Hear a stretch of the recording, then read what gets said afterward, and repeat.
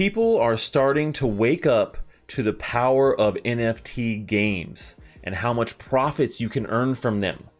I talk about this all the time, but NFT games are exploding right now, and there are some really great mobile-based games that you can earn really great profits, anywhere from 10 to 15 to $50 a day on some of these great mobile games. Today I'm going to show you my top 4 mobile games where you can earn the maximum amount of profits by playing a video game on your mobile device. Are you ready?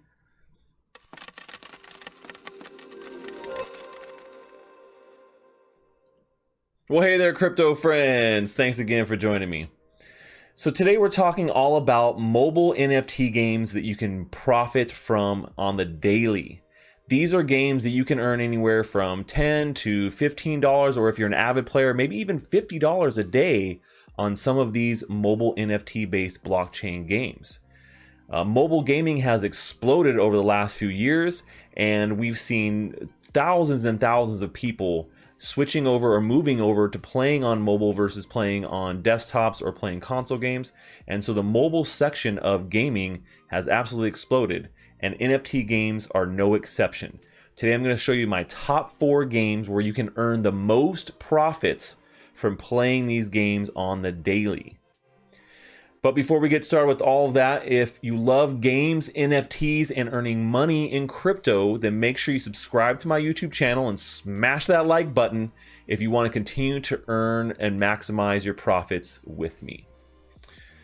All right, so let's go take a look at my top 4 games here, because they're all very different in the way that they play and the way that you can play and earn in them. So I'm going to show you a little bit of breakdown of what the game looks like and a little bit of how it plays and how you actually can earn profits in each one of these games. All right, so here we are at the first game, and the first game that we're going to be talking about today is Binamon.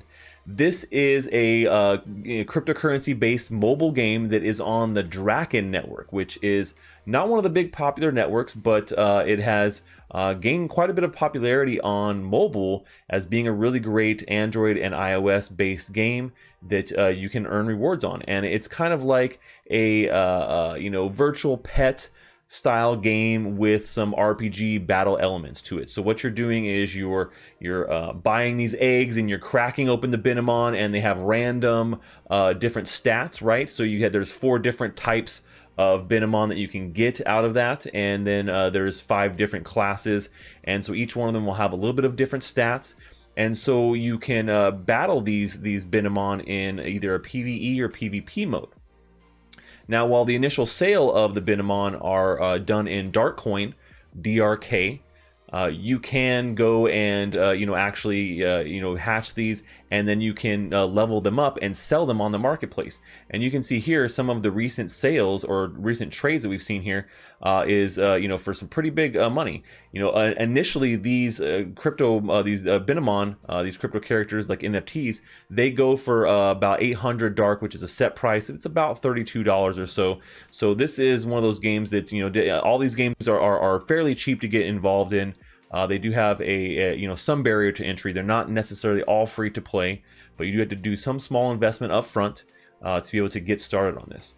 So once you have your Binamon, you can crack him open, start battling with him, and earning in-game currency called Ambrosia, which is AMB token, and that is part of their reward structure. So you can use that token to be able to fuse your Binamons together and level them up, and then you sell them on the marketplace for profits, or be able to sell the native token itself too.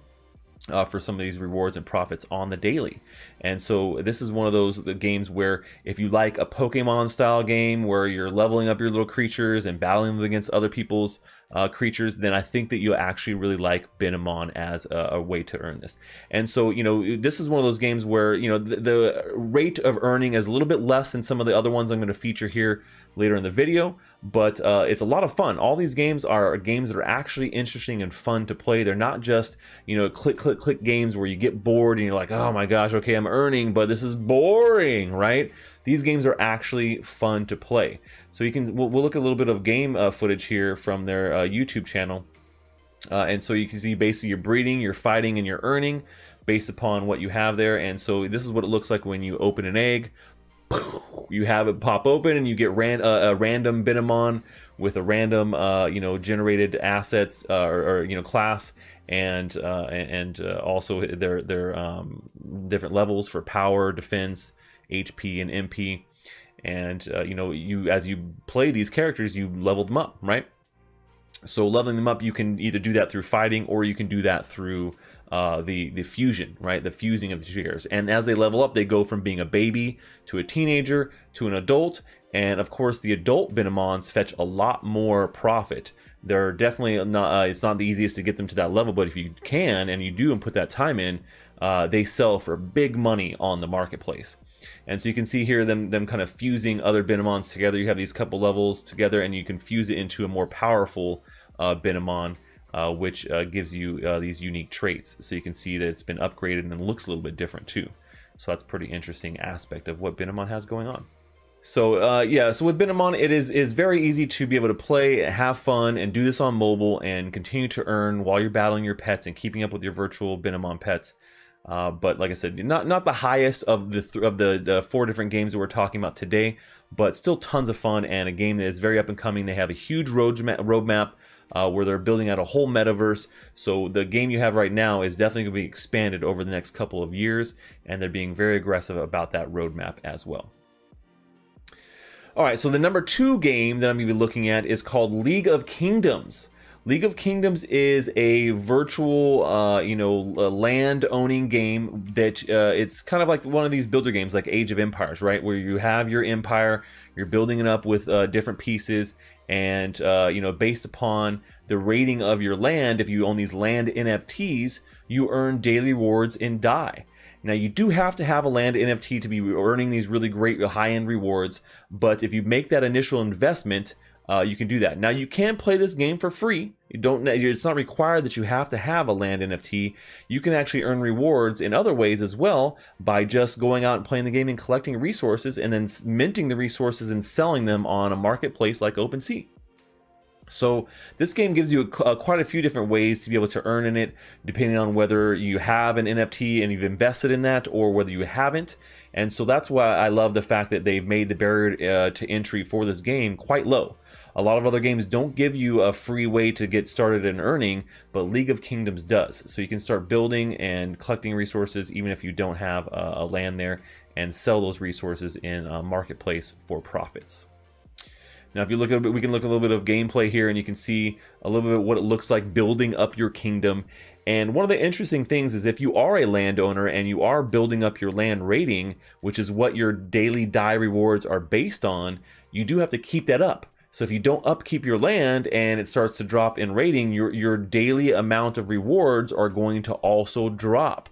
So that's something you have to take in consideration, that this investment definitely requires you to be continually playing this game to keep up your lands and keep building and expanding your kingdom and fighting for hegemony, as they say, which I think is kind of a funny word to use in a video. But yeah, so you're fighting against these other kingdoms. You have a bunch going on. There's a ton of different gameplay in this versus what is going on in Binomon, where the gameplay is very straightforward. League of Kingdoms gives you a lot of different options of ways to be able to play and maximize and battle and build up your kingdom and make strategic alliance and all these really great things. So League of Kingdoms is still a really great way to be able to do this, and playing and earning through this game is in multiple different ways, getting those Dai rewards or selling the assets on the store. All right, so my number 3 game, and one of my favorites on this list, the one I play the most, is Splinterlands.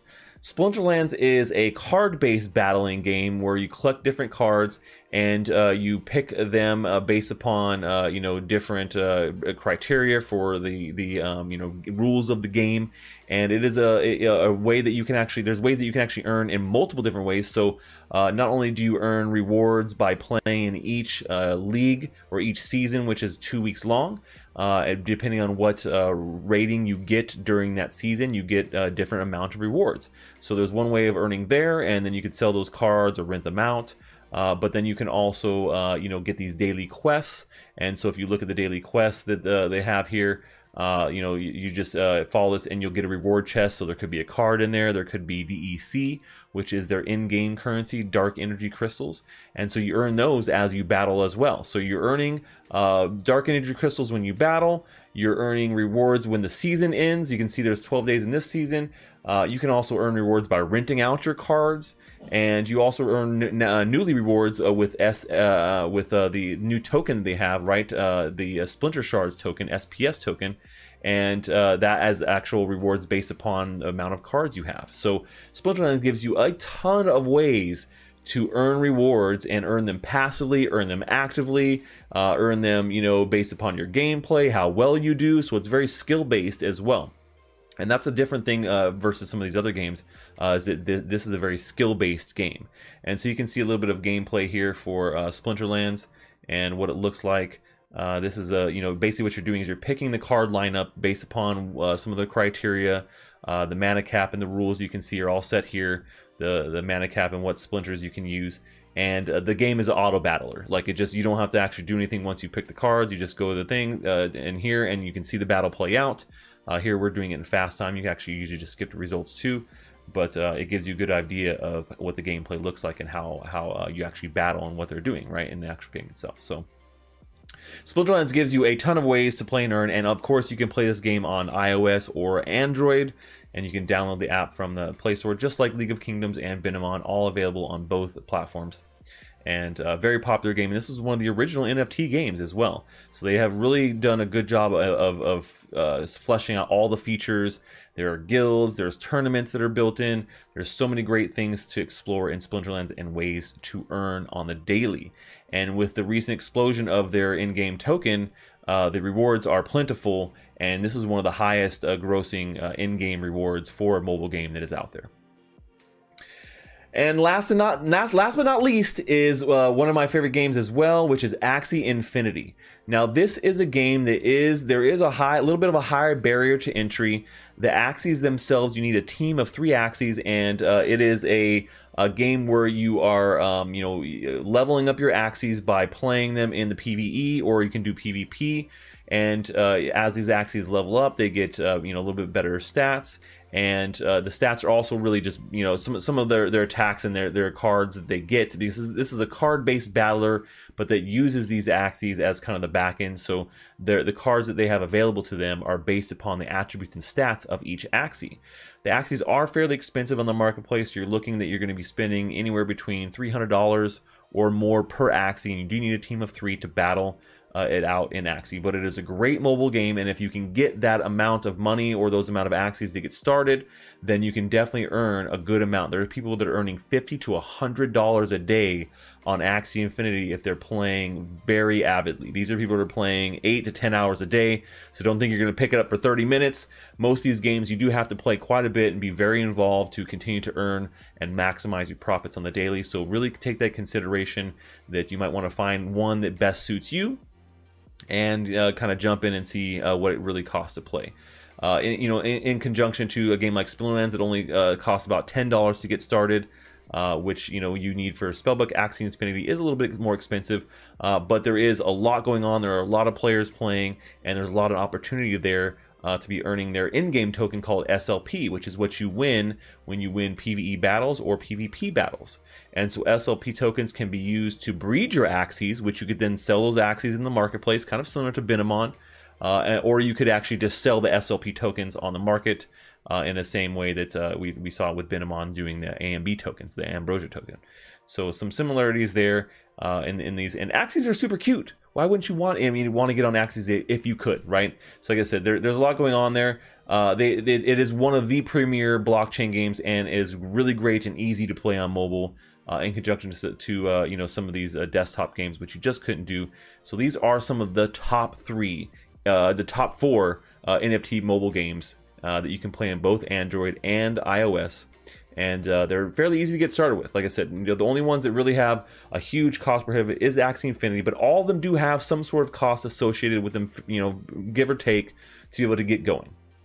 League of Kingdoms is really the only one that you can play without having some sort of major investment. So Hopefully you guys like that breakdown of my top 4 NFT-based mobile games where you can actually earn daily profits between $10, $15, or $50 depending on how much you're investing. I want to hear from you guys. Are you guys mobile gamers? Let me know what you're playing below so I can check them out. And if you're playing any one of these games on this list, I'd love to hear about it. That's all we have for today, folks. Until next time, stash that crypto, friends.